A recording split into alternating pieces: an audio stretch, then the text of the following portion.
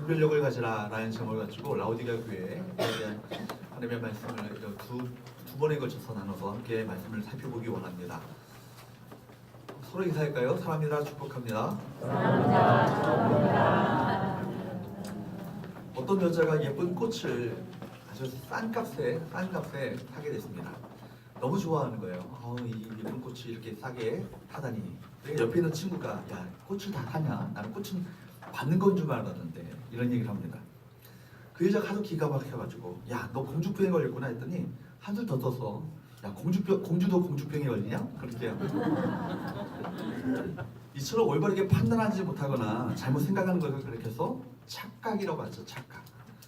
자기가 생각하는 자신의 모습과 다른 사람들이 바라보는 그 자신의 모습이 다를 때 착각하고 있다고 이야기합니다. 소위 말하는 왕자병, 공주병이라는 것은요, 다 착각의 산물입니다.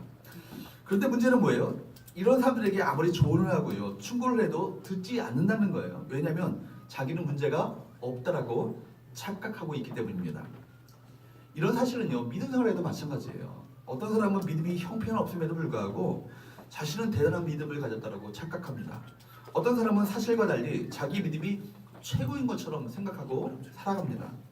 말씀을 듣고 말씀 가운데 들려주시는 하나님의 음성 앞에 철저하게 우리가 우리 자신을 돌이키고 돌아보면서 우리가 함께 우리 삶을 조정하고 나가면 좋겠지만 선포되는 말씀마다 이 말씀은 우리 김 집사가 들어야 돼, 이 말씀은 최고사가 들어야 돼, 이런 식으로 다른 사람을 이렇게 빗대어서 생각한다는 거예요. 이 말씀이 나에게 주시는 하나님의 음성으로 받아들이지 아니하고 항상 그 말씀을 어떻게 해요? 다른 사람에게 적용하는 말씀인 것처럼 나와는 상관없는 말씀인 것처럼 생각한다는 것에 문제가 있습니다. 예수님 당시의 바리새인들의 모습이 바로 이러했죠. 어떤 라오디게아 교회 교인들이 바로 이런 착각 속에 살았습니다. 오늘 살펴보는 라오디게아 교회는요, 주님의 책망만 있고 칭찬이 하나도 없었던 교회입니다. 라오디게아 교회에 보낸 편지를 통해서 우리 영적 상황을 바로 직시하고 주님께서 기뻐하시는 교회, 주님께서 기뻐하시는 성도의 신앙을 회복할 수 있기를 주로 축복합니다. 오늘 말씀 가운데 세 가지를 여러분에게 말씀드리고자 합니다. 첫 번째, 한번 따라할까요? 식어버린 열정을 회복하라. 먼저 우리에게 가장 필요한 것이 있다면 식어버린 열정을 회복하는 거예요. 올해 식어버린 열정을 회복하기를 주께서 간절히 원하고 계십니다. 15절과 16절 말씀을 함께 살펴보기 원합니다. 15절과 16절 시작. 내가 내 행위를 아노니 내가 차지도 아니하고 뜨겁지도 아니하도다. 내가 춥든지 뜨겁든지 하기를 원하노라. 내가 이같이 미지근하여 뜨겁지도 아니하고 차지도 아니하니 내 입에서 너를 토하여 버리리라. 아멘. 지금 말씀하시는 이 말씀이 어떤 말씀이에요? 내 입에서 너를 토하여 버리리라. 얼마나 무서운 말씀입니까? 주님 오실 때 이 라오디게아 교회 성도들이요, 참 역겨웠던 것이죠. 참 역겨워서 그들을 토하여 버릴 정도로 그 마음 가운데 안타까운 마음을 가지고 그들을 향해서 책망하시고 질책하시는 말씀이에요. 이 라오디게아라는 도시는요, 이 다른 두 도시와 연결되어 있습니다. 위쪽으로 북쪽으로 11km 떨어진 도시에 히에라폴리스라는 이 도시가 위에 11km 떨어져 있고요. 그리고 오른쪽에는요, 동쪽에는요, 바로 골로세라는 도시가 이 도시 옆에 있습니다. 그러니까 이 히에라폴리하고 라오디게아, 골로세 이 도시는요, 세 도시는 삼겹살처럼 연결되어 있는 도시예요. 근데 여러분, 이 히에라폴리스라는 이 도시는요, 온천 도시예요. 그래서 땅속에 뜨거운 물들이요, 팔팔 끓어오릅니다. 그리고 이곳으로부터 12km 떨어진 라오디게아까지는요, 수도관이 연결되어 있어서 이 온천물이 바로 배송되는 겁니다. 뜨거운 물이 공파도로 수도관이 설치되어 있는데 라오디게아까지 오다 보면 물이 식어서 그만 미지근해져 버리고 합니다. 그 물은요, 아무짝에도 쓸모없는 미지근한 역겨운 물이 되어버리고 하는 거예요. 주님께서 이 지역의 상황을 정확히 알고 계셨고 그 지역 상황을 비유하셔서 이 라오디게아의 바로 이 교회의 영적 상태를 지적하고 계신 거예요. 차든지 뜨겁든지 하더라. 미지근하여서 너를 토하여 내칠 것이다 라고 말씀하십니다. 여러분, 우리에게 가장 중요한 것이 있다면 우리 신앙이 다시금 열정적으로 회복되시는 이것을 주께서 간절히 바라보고 계심을 여러분 기억하십시오. 영국의 런던의 메트로폴리탄 교회의 유명한 설교자였던 스펄전 목사님, 설교의 황태자로 불렸던 스펄전 목사님, 그 교회가 바로 이 스펄전 목사님이 목회하던 교회였습니다. 1866년에 이 교회 소속 교인들은요 4,366명으로 집계됐는데 오늘날 같이 마이크와 스피커가 있었던 시대가 아니잖아요. 그러니까 육성으로 설교하는 그 시대 가운데 여러분 그 4,366명이 교인들이 함께 모여서 예배했으니까요. 그 시대 가운데 가장 최대의 교회가 바로 이 메트로폴리탄 교회였습니다. 가장 큰 규모의 교회였죠. 하루는 스펄전 목사님께서 교인들에게 이렇게 말하는 것입니다. 사랑의 형제 자매 여러분, 주님을 향해서 가슴이 뜨거운 사람 12명만 있으면 이 런던의 삭막하고 고독한 환경을 기쁨으로 충만케 할 수 있습니다. 그러나 4,366명이 있다 할지라도 전부가 다 미지근한 신자라면 아무것도 할 수 없을 것입니다. 그렇습니다. 여러분, 이 험악한 세대를 이기려면 주님과의 관계가요, 우리가 뜨거워져야 되는 거예요. 주님께서는 보시기에 바로 12명의 사람이라도 뜨거운 마음을 가지고 열정을 가지고 우리가 정말 주님을 사모하며 주 앞에 나아가게 된다면 이 시대를 변화시킬 수 있는 그 사람으로 12명의 사람을 그렇게 꼽으시고 그들을 훈련하시고 제자로 키우셨던 것이죠. 마찬가지예요. 오늘 여러분들 이 시간에 함께 많이 모인 여러분들이 미진한 상태 가운데 있다라면 이 세상을 변화시킬 수 있을 것이란 요원한 것이죠. 주님께서 기뻐하시는 것은 우리가 열정적인 신앙을 가지고 주님을 섬기며 주님을 따르며 주께서 우리에게 주신 비전을 따라 살아가게 될 때 그 사람을 통해서 이 세대를 세상을 변화시키는 바로 사람들로 바꾸어 주실 것입니다. 신앙의 역동성은 그렇기 때문에 매일매일 회복되어야 되는 거예요. 우리 편안함으로 우리 욕망을 이루는 것으로 말미암아 식어버린 신앙, 이것이 얼마나 주님 보시기에 역겨운지 저 무서운 것인지를 여러분 아셔야 되는 거예요. 그래서 주께서는 뭐라고 하십니까? 토하여 버리리라. 여러분 이전 번역 성경 보니까 더 아주 이렇게 생생한 표현인 것 같아요. 토하여 내치리라. 이게 얼마나 이거 무서운 표현입니까? 여러분 로이드 존스 목사님 개혁주의 설교가 이 시대 가장 훌륭한 설교가로 꼽히는 로이드 존스 목사님의 쓴 그 책 가운데 부흥이라는 책이 있습니다. 저는 그 책을 보면서 큰 은혜를 많이 받았는데 그 책에 보면은 부흥이라는 책에 보면은 죽은 정통주의라는 그 챕터가 있어요. 죽은 정통주의. 죽은 정통주의라는 그 표현을 그분이 사용하고 있습니다. 그래서 그 죽은 정통주의라는 그 표현을 사용하시면서 현대교회의 문제점을 그분이 지적하시는 거예요. 교리는 정통인데 실제는 뭐예요? 죽었다라는 거예요. 그렇죠? 저거 신앙 고백은요 어떤 식의 우리가 바른 신앙을 고백합니다. 그러나 우리는 실제 삶 가운데 죽은 신앙을 가지고 살아가는 많은 사람들이 있다라는 거예요. 예를 들면 우리가 사도신경을 어떻게 시작합니까?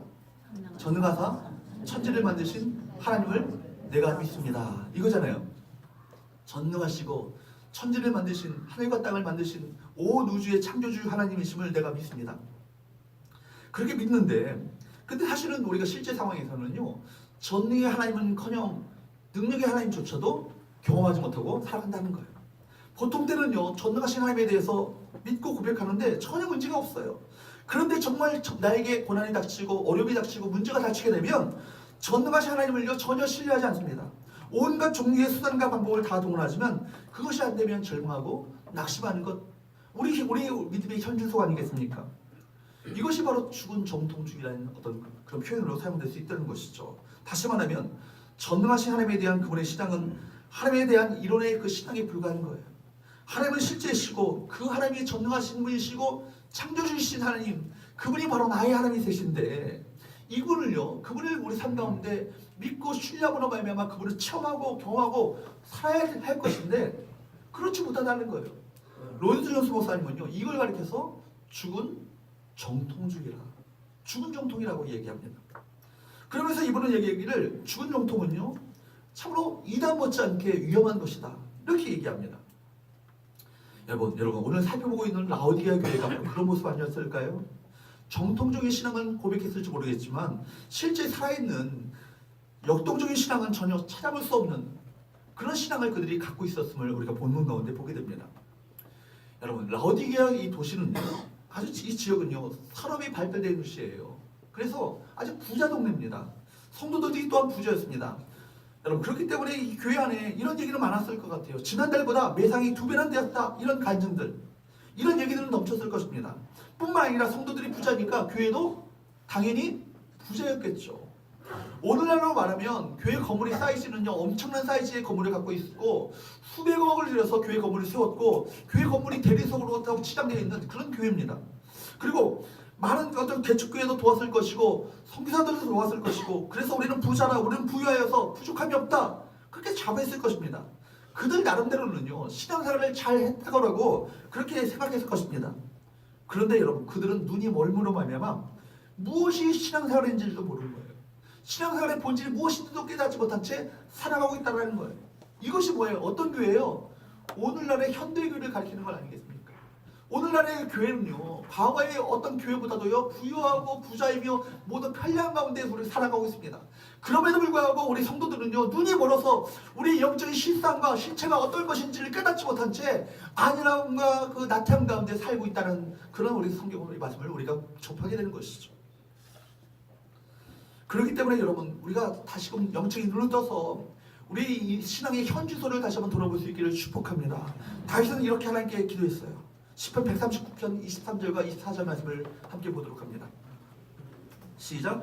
하나님이여 나를 살피사 내 마음을 아시며 나를 시험하사 내 뜻을 아옵소서. 내게 무슨 악한 행위가 있나 보시고 나를 영원한 길로 인도하소서. 제가 세 가지 동사를 우리가 지금 노란색으로 했죠. 첫 번째 나를 살피사, 또 그 다음에 나를 시험하사 내 뜻을 아옵소서. 마지막에 내 뜻을 아옵소서는요 원문적으로는요 내 뜻을 알게 하소서라는 뜻이에요. 내 뜻을 알게 하소서. 그러니까 영어 성경을 보게 되면 이 세 동사가 쓰여지고 있어요. 나를 살펴주옵시고, 다음 화면을 좀 넘겨주세요. search. 그리고 나를 시험하시고 try. 그리고 나를 알게 하소서 know. 이렇게 되어 있습니다. 나를 살펴주시고 나를 시험하시고 나를 알게 하소서. 이것이 회개의 첫 단계라는 거예요. 첫 단추라는 거예요. 먼저 우리 자신을 살펴보아야 합니다. 그리고 우리 자신의 믿음을 시험해 보아야 되는 거예요. 그리고 우리 자신이 어떤 것을 추구하며 살고 있는지를 다시 한번 우리 상태가 어떤 상태 가운데 있는지를 여러분 알아야 합니다. 이것이 회개가 되어지는 첫 단계가 된다는 것입니다. 그래서 다시 내 인생의 주인 되시는 그분의 손에 붙들려서 주님을 갈망하고 주 앞에 나아가는 신앙으로 우리 모두가 나갈 수 있기를 주님으로 축복합니다. 그것을 바로 그것이 진정한 회개인 거예요. 여러분 우리 가운데 믿음이 식어졌습니까? 주님을 처음 만났을 때 그 열정과 감격이 우리 온데간데 없습니까? 다시는 그 열정적인 열심히 있는 신앙을 회복할 수 있기를 주님으로 축복합니다. 그래서 주께서 말씀하시잖아요. 열심을 내라 회개하라 말씀하시잖아요. 주께서 우리에게 간절히 원하시는 것은 뭐예요? 열심을 내라는 것이죠. 회개하라는 것이죠. 과거에 열정적으로 주님을 섬겼던 그 신앙의 자료로 돌아가는 거예요. 여러분 성공적인 인생을 살았던 많은 사람들이 있지 않습니까? 그들의 한결같은 공통점은 뭐예요? 열정의 소유자였다는 거예요. 하워드 슐츠 목사님이 할 뻔했네. 하워드 슐츠라는 사람 아시죠, 여러분? 별다방 뭐예요? 스타벅스를 세운 사람 아닙니까? 이 사람이요, 그 조만 점포의 그 커피숍을요, 10년 만에 대세계 최고의 그 커피 회사로 바꿔놓은 거예요. 그의 성공의 비결은 무엇입니까? 이분은 간단하게 이렇게 이야기합니다. 열정이라고. 나는 모든 커피 한 잔 한 잔에 나의 마음을 쏟아붓는다. 만약 지금 하고 있는 일에 혹은 어떤 가치 있는 기업에 마음을 다 쏟아붓고 열정을 다한다면 다른 사람들이 불가능하다고 생각하는 그 꿈을 실현할 수 있을 것이다. 그것이 바로 인생을 풍요롭게 만드는 것이다. 커피 한 잔에요. 여러분 커피 한 잔에 바로 열정을 다 쏟아부었을 때 바로 그런 세계적인 커피 회사, 우리 젊은 애들도 얘기하는 별다방, 스타벅스가 된 거예요. 여러분 어찌 보면요 인류가 누리고 있는 모든 역사적인 어떤 산물들 다 열정을 가진 사람들의 그 바로 작품이라고 말해도 과언이 아닐 것입니다. 열정을 가진 사람들이 있었기 때문에 아름다운 음악을 들을 수 있고요 온갖 편리함을 누리며 살아가게 되는 것 아니겠습니까? 발명한 에디슨 여러분 아시지 않습니까? 축전기 하나 만들기 위해서요 2만 번이 넘는 실험을 했다고 해요. 200번도 아니고요 2000번도 아니고 2만 번이 넘는 실험을 끝에 축전기가 나오게 된 거예요. 레오나르도 다빈치는요 그의 걸작 최후의 만찬 무려 10년에 걸쳐서 그 그림을 그렸는데 그림에 너무 열중해서 하루 종일 먹는 것조차도 잊어버릴 때가 종종 있었다고 합니다. 그 정도로 그 그림에 심혈을 기울이며 열정을 다해서 그 그림을 그렸던 것이죠. 미국의 스탠다드 그 석유회사의 점원이었던 아치버드라는 유명한 사람이 있습니다. 이 사람은 호텔에서 항상 출장하거나 여행을 할 때 호텔에다가 자기 사인을 서명을 해야 되는데 숙박기에다가 자기 서명을 해야 되는데 자기 이름을 쓰지 않고 한 통 4달러 스탠다드 석유라고 그렇게 썼다고 합니다. 한 통에 4달러 스탠다드 석유. 스탠다드 석유를 사게 되면 한 통에 4달러에 할 수 있다라고. 항상 그걸 그렇게 썼다는 거예요. 그 사람이 자기 회사의 그 석유 가격과 이름을 그렇게 적어놓은 거예요. 그 후에 그런 록펠러의 뒤를 이어서 세계 최대의 석유 회사의 그 사장이 된 거예요. 그런데 여러분, 다 지나가 버리면 끝이 나는 세상의 그 일도요. 그런 열정이 필요한데 세상의 그 어떤 것보다도 값진 복음, 신앙은 어떠하겠습니까? 신앙은 더더욱 열정이 필요한 거예요. 그걸 주께서 원하시는 것이죠. 19살의 그 예일 대학의 교수가 되었던 조나단 에드워즈의 그 열정, 조아이츠 모지와 같은 그 복음 전도자의 그 열정이 바로 미국 사회 가운데 큰 부흥의 불길을 타오르게 하지 않습니까? 복음의 불꽃을 타오르도록 만들지 않습니까? 하루에 2시간씩 기도하면서 바쁠 때는 더 많이 기도하던 그 마틴 루터의 그 열정이 독일과 유럽 교회를 영적인 어둠에서 돌이키는 놀라운 그런 계기가 되도록 만들었습니다. 데이비드 브레이더는 한 편의 설교를 그거 할 때마다 피를 한 통씩 한 사발씩 쏟아냈다고 해요. 피를 토하는 열정을 가지고 그렇게 말씀을 전했다고 합니다. 이 시대를 변화시켰던 사람들, 인류에게 희망을 줬던 사람들은요, 다 모두가 열정을 가진 사람들이에요. 세상을 복음으로 변화시켰던 바울, 그 사람 또한 바울 역시 열정적인 사람 아닙니까? 엄청난 하나님의 나라의 역사를 경험했고 온갖 하나님의 놀라운 능력과 많은 사람들이 주 앞에 돌아오는 놀라운 선교의 업적을 그가 감당했음에도 불구하고 그가 결국 감옥에 갇히게 됩니다. 로마의 감옥에서 여러분 빌립보 교회에게 보냈던 편지를 여러분 기억하시죠? 빌립보서 3장 12절에서 14절 말씀을 한번 보도록 합니다. 그가 뭐라고 합니까? 12절 한번 읽어보도록 할까요? 시작. 내가 이미 얻었다함도 뭐래요? 아니요. 온전히 이루었다함도 아니라 아니래요. 온전히 이룬 것도 아니래요. 오직 뭐라고요? 내가 그리스도 예수께 잡힌 바 된 그것을 잡으려고 달려가노라. 오직 내가 그리스도 예수께 잡힌 바 된 그것을 잡으려고 달려가더라. 이 달려간다는 자체가 헬러 원문을 보게 되면 무슨 얘기 동사를 썼냐면 마치 사냥개들이 사냥물을 추적해서 막 달려가는 것처럼 그 동사를 사용했다는 거예요. 제가 예전에 송구영신예배 때 이 말씀을 전했던 것 같아요. 100m 날리기, 여러분 올림픽 때 100m 날리기 선수하는 선수들의 어떤 그 장면을 보신 적 있으십니까? 그 선수들의 그 장면, 얼굴을 클로즈업 했던 그 장면들 보신 적 있으세요? 그 바람에 그 여러분 막 부딪혀서 살들이 막 왔다 갔다 합니다. 그럼에도 불구하고 그 사람이 좌우를 돌아보면서 그 구경하며 가는 것이 아니라 무엇을 향해 있는 거예요? 꼬린 지점을 향해서 온 두 눈이 초점 맞춰서 그를 향해서 달려가고 있는 거예요. 마치 사도 바울이 바로 그것과 같이 예수 그리스도께 잡힌 바 된 그것을 위해서 달려가고 있더라. 13절도 한번 보도록 합니다.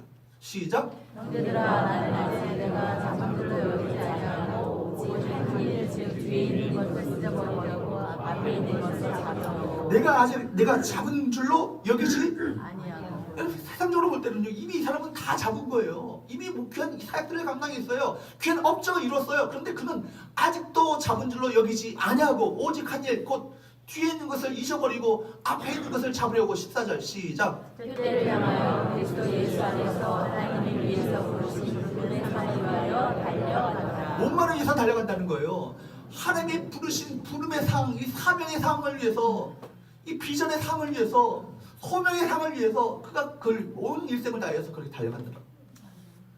여러분 그 사람은요 이 세상에서 이때까지 존재했던 그 많은 사람들 중에서 가장 위대한 성도입니다.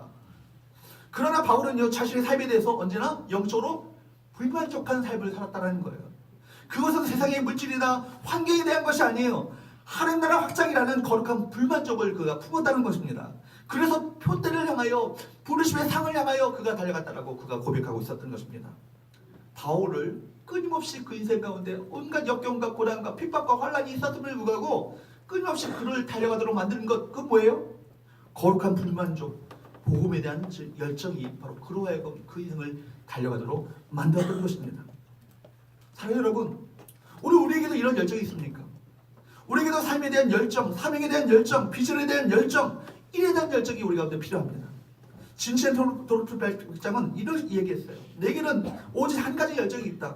그 열정은 주님 한 분뿐이다.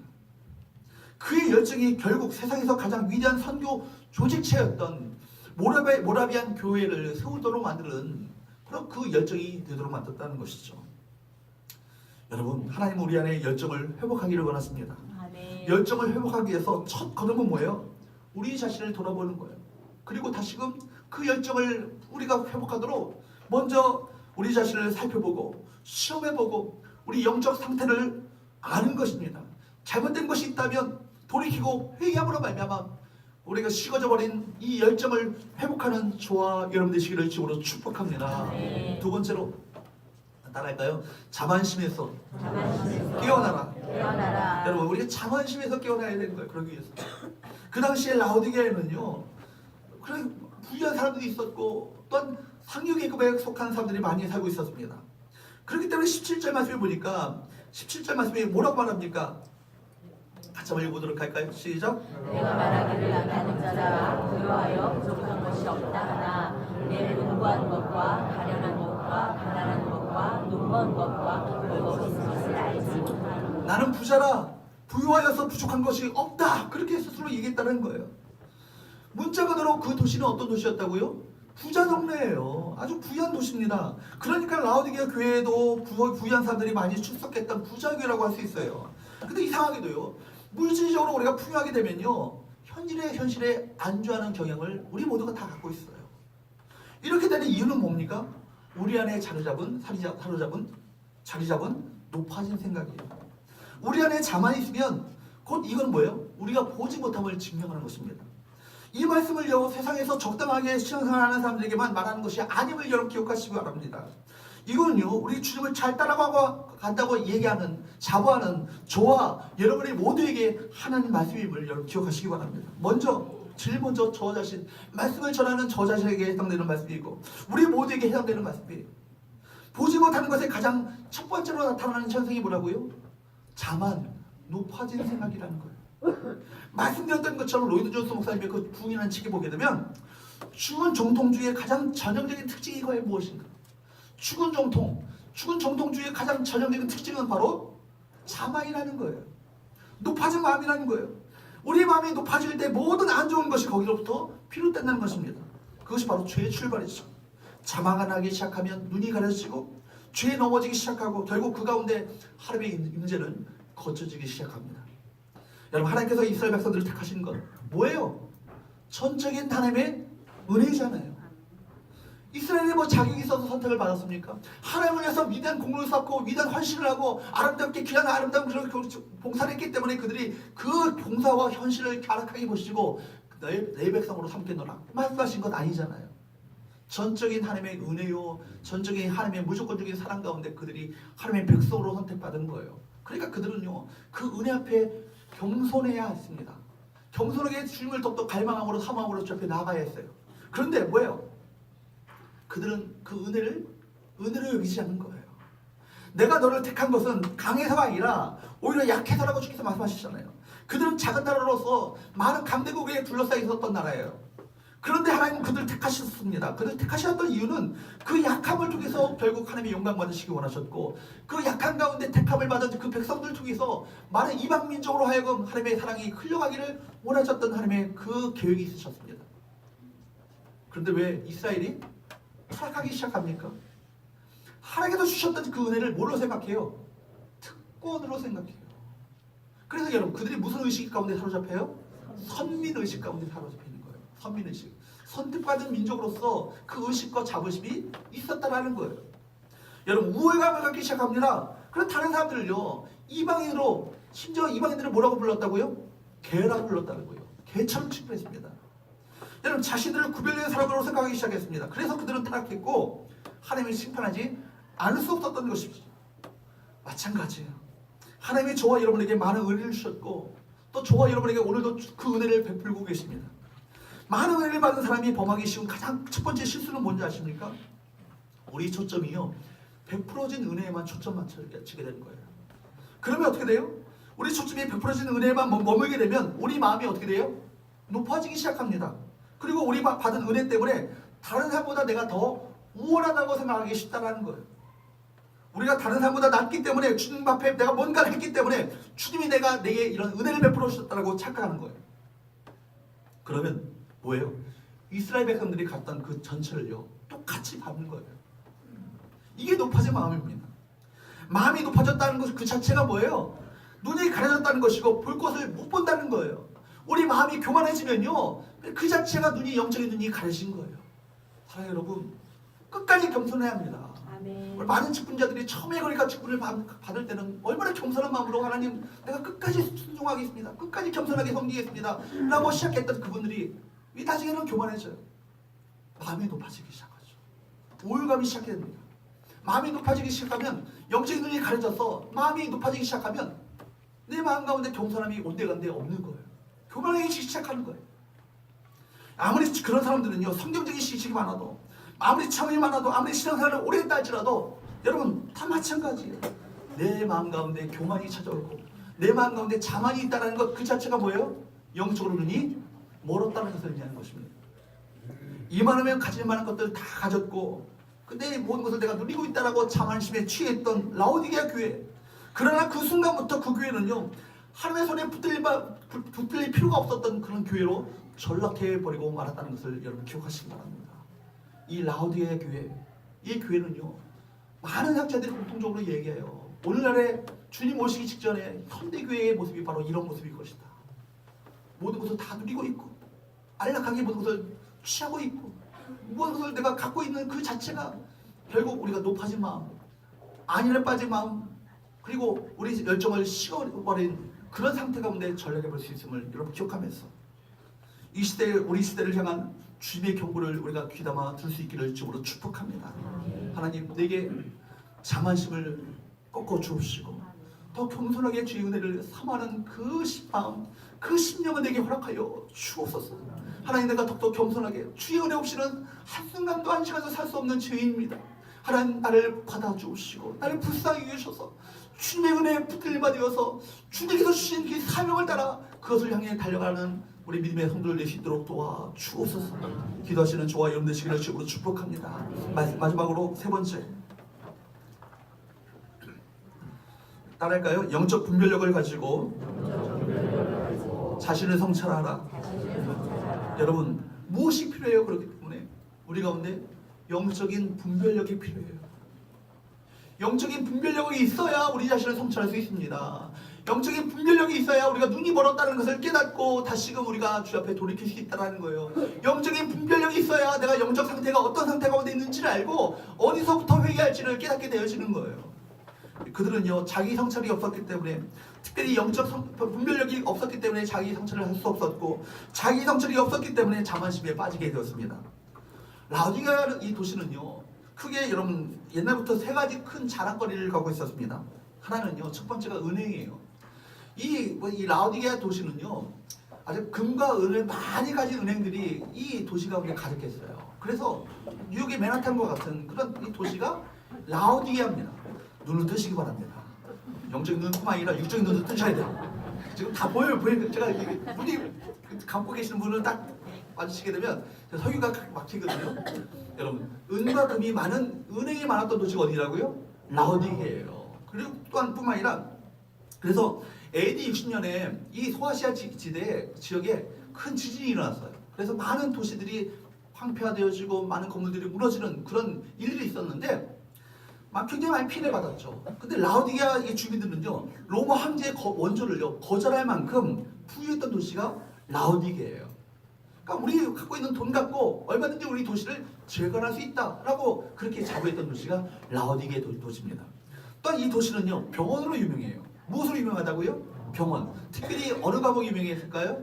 안과가 유명했어요. 그래서 이 라오디게아는요 유명한 안약이 발달됐어요. 그래서 라오디게아는요 아주 특효적인 효과를 갖고 있는 안약이 있었던 도시가 바로 라오디게아입니다. 그리고 이 도시는요 거대한 목양지를 갖고 있어서 이 도시에 많은 양들을 키우게 되니까 많은 약물을 산출하는 것으로 유명했습니다. 울 제품이 그 가운데 있었던 것이죠. 지금도 양모 공장이 이 도시 가운데 많이 있다고 그래요. 이렇게 황금을 보유한 은행들이 많았고 또 뭐가 있었다고요? 안과로 유명한 병원이 있었고 또 뭐가 있었다고요? 양모들을 잘 많이 산출하는 그런 목양지가 있었던 도시예요. 그러니까 라오디게아에서 그 나온 그 양모 의류는요 명품으로 취급될 만큼 그렇게 유명한 도시가 라오디게 도시입니다. 근데 이 도시 바로 이 도시를 향해서 주께서 말씀하시는 이 말씀을 한번 들어보십시오. 17절과 18절 말씀을 한번 봅니다.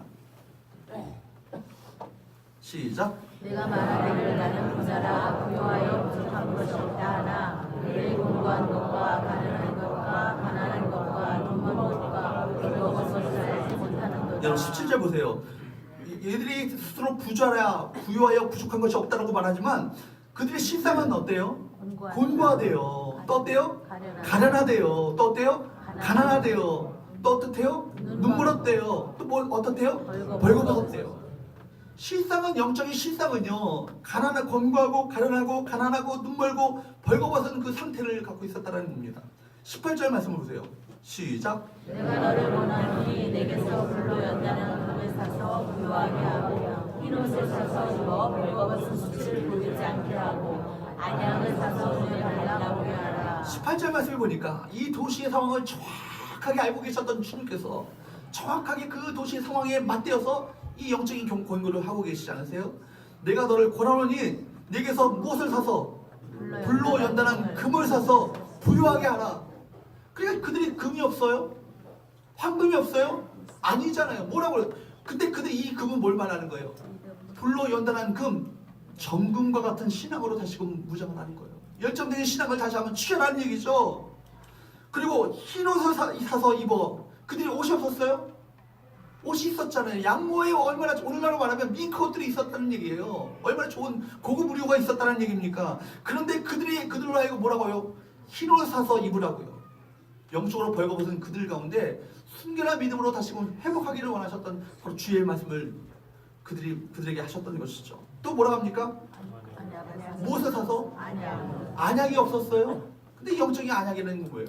우리가 하나님의 말씀으로 다시금 우리 영적인 눈을 떠서 다시금 주님을 사모하는 그 자리로 회복하라, 돌아가라, 그 말씀을 하고 계신 거 아니겠어요?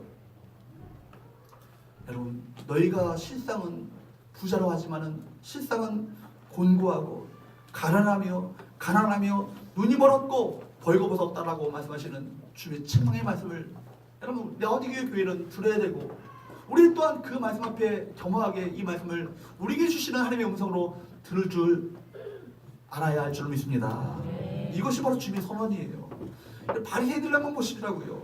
예수께서 그들을 향해서 뭐라고 합니까? 그토록 반복해서 너희들은 영적인 소경이라고 영적인 장념이라고 그렇게 외쳤잖아요. 말씀하셨잖아요. 심지어 독사의 새끼들아, 독사의 자식들아, 그들을 향해서 그렇게 외치셨어요. 근데 그 말씀 앞에, 그 주님의 경고 앞에 그들이 받아들이지 않아요. 왜요? 그들은 나름대로 신앙생활을 잘 하고 있다라고 뭐 했어요? 착각했어요. 여러분 보십시오. 그들 얼마나 안식을 철저하게 얼마나 잘 지켰습니까? 율법을 얼마나 철저하게 잘 지켰냐고요. 그러니까 온전한 11조만 낸 게 아니라 온전한 11조를 하나하나 다 해가지고 온전한 11조를 다 따져가면서 드렸어요. 일주일에 금식을요 2번 이상씩 했어요. 온갖 어떤 그런 율법적인 어떤 규정들을요 하나도 빠지지 않고 철저하게 지키려고 했던 사람들이 누구예요? 바리새인들이에요. 그런데도 불구하고 그들을 향해서 너희들은 영적인 소경이라고. 왜? 신앙의 본질, 열정적인 주님을 향한 그 사랑이 그들 가운데 없었기 때문에. 사랑하는 여러분, 우리 신앙의 역동성은요 매일매일 회복되어야 되는 거예요. 우리 편안함으로 우리 욕망을 이루는 것으로 식어버린 이 신앙이 얼마나 이것이 무서운 것인지, 얼마나 이것이 역겨워서 주님 앞에 내침을 받을 것인지를 우리가 깨달을 수 있어야 될 줄 믿습니다. 우리 삶에 아무런 문제가 없다고요? 그리고 우리 자녀들이 잘 된다고요? 그래서 교양있게 예수 믿고 교회를 다닌다고요? 주님께서 보실 때, 근데 우리가 볼 때는 그렇게 보일지 모르겠지만 그들은 얼마나 비참한 모습 가운데 있었는지를 아셔야 되는 거예요. 영적으로 치유받아야 되고 영적으로 회복돼야 되는데 자신들 스스로만 모르는 것이죠. 그들 스스로만 모르는 거예요. 나만 모르는 거예요. 다른 사람은 다 알고 있는데. 여러분 반면에 여러분 하나님이 우리에게 빛을 비춰주셔서 우리 영적인 눈이 떠지게 되면 두 가지가 나타나게 돼요. 첫 번째 뭐예요? 하나님을 보게 됩니다. 하나님이 우리에게 빛을 비추기 시작하면 나를 위해 십자가를 지신 그 사랑이 바로 나를 위한 사랑임을 절실하게 느껴지는 거예요. 바로 그 사랑이 비춰주기 시작하고 나의 죄 때문에, 다른 사람의 죄 때문이 아니라 나의 죄 때문에 돌아가셨다는 그 하나님의 아버지의 사랑이 절실하게 깨달아집니다. 하나님이 비춰주시죠. 그러면서 우리 속에는 나를 위해 십자가에 돌아가신 예수님만을 사랑하는 그 열망, 그 갈망, 열정이 다시금 우리 가운데 회복되게 되는 거예요. 주님이 너무나도 소중하기 때문에 주님께 가까이 하고자 하는 그 열망이 우리 가운데 회복되게 됩니다. 두 번째, 주께서 우리 가운데 눈을 열어주셔서 빛을 비춰주시면 우리 자신이 보이는 거예요. 우리 자기 자신이 보이게 되는 거예요. 내 속에 어떤 사람도 없는 것이 보이기 시작합니다. 하나님의 성령의 조명으로 하나님의 길이 비춰지면 진정으로 우리는요 겸손해질 수밖에 없는 거예요. 세상에서 가장 극악한 죄인은 누구예요? 누구예요? 나예요, 나. 여러분, 다른 사람을 손가락질할 때 이 내 손가락이 누굴 향해 있어요? 지금 내가 그 죄를 짓고 있다는 거예요. 여러분, 사실은 그 사람보다 더 극악한 죄는 누구예요? 나라는 거예요. 우리는 겸손해질 수밖에 없어요. 왜냐하면 우리 속에는 하나님의 뜻대로 살아갈 능력이 아무것도 없음을 발견하기 때문입니다. 내 속에 하나님의 그 단 하나의 기준도 행할 수 있는 능력이 없음을 깨닫게 되어지는 거예요. 그렇기 때문에 철저하게 하나님 앞에 타락한 인간임을 깨닫게 됩니다. 그 순간 주 앞에 뭐라고 고백할 수밖에 없어요. 주님, 주님의 은혜 없이는 살 수 없습니다. 주의 용서하심과 사유하심의 은혜가 없이는 내가 살 수 없습니다. 내가 내게 은혜를 베풀어 주옵소서. 은혜 없이는 저는 한순간도 설 수 없습니다. 하나님, 저를 불쌍히 여겨 주옵시고 저에게 그 일을 베풀어 주옵소서. 이런 기도로 나갈 수 있는 것이죠. 여러분, 주님께서 말씀하시죠. 두 사람이 성전에 올라왔어요. 근데 성전에 올라와서 기도를 하는데 한 사람 누굽니까? 바리새인이. 한 사람 누구예요? 세리예요. 바리새인은 뭐라고 기도합니까? 주여, 저는 일주일에 2번 이상 금식을 하고요, 온전한 11조를 철저하게 드리고요, 안식일도 철저하게 지키며 율법도 지키면서 살아갈 수 있도록 은혜 베풀어 주심을 감사하나이다. 저 세리와 같이 저렇게 범죄하지 않고 살아갈 수 있음을 감사하나이다. 이렇게 했어요. 저 세리는요, 저 멀리서 떨어져가지고요, 감히 고개도 들지 못하면서 가슴을 치며 눈물로 통곡하며 기도합니다. 주님, 저는 죄인입니다. 주님, 저는 주님 앞에서 가장 큰 죄인입니다. 저를 용서하여 주옵소서. 저를 불쌍히 여겨주옵소서. 내가 그렇기 때문에 주님의 사유하시는 은혜 없이는 살 수 없는 죄인입니다. 누구의 기도를 받으셨다고요? 누구의 기도를 받으셨어요? 세리의 기도를 받으셨어요. 우리 모두에게 여러분 세리의 마음이 필요해요. 누구누구를 탓하고 누구들을 비난하며 누구를 비판하는 그 마음을 버리시고 세리의 마음으로 돌아가셔야 우리에게 은혜가 있는 거예요. 가장 큰 죄인은 다 누구라고요? 나이고, 그렇기 때문에 그 높아진 마음을 버리시고 교만한 마음을 버리시고 겸손하게 주님을 섬기는 그 자리로 돌아갈 수 있기를 주님으로 축복합니다. 여러분, 오늘 라디오 교회를 통해서 우리에게 책망하시는 그 음성을 우리 모두가 들을 수 있어야 돼요. 19절 말씀을 다시 한번 봅니다. 19절 말씀 시작. 무릇 내가 사랑하는 자를 책망하여 징계하노니 그러므로 내가 열심을 내라 회개하라. 지금 라우디오 교회가 그런 삶을 살고 있다고 주님께서 포기하지 않으셨어요. 뭐라고 말씀하십니까? 무릇 내가 누구를 책망한다고요? 사랑하는 자를 책망한다고. 내가 사랑하는 자를 책망하여 징계하노니 그러므로 내가 열심을 내라. 열심을 잃어버렸다면 다시금 그 열심을 내서 열정을 가지고 나를 섬겨라. 회개하라. 그 자리로 돌아오라. 말씀하시는 그 음성을 우리 라우디게이 가운데 하고 계시다는 거예요. 이 말씀은 또한 우리 모두에게 하시는 하나님의 말씀인 줄 믿습니다.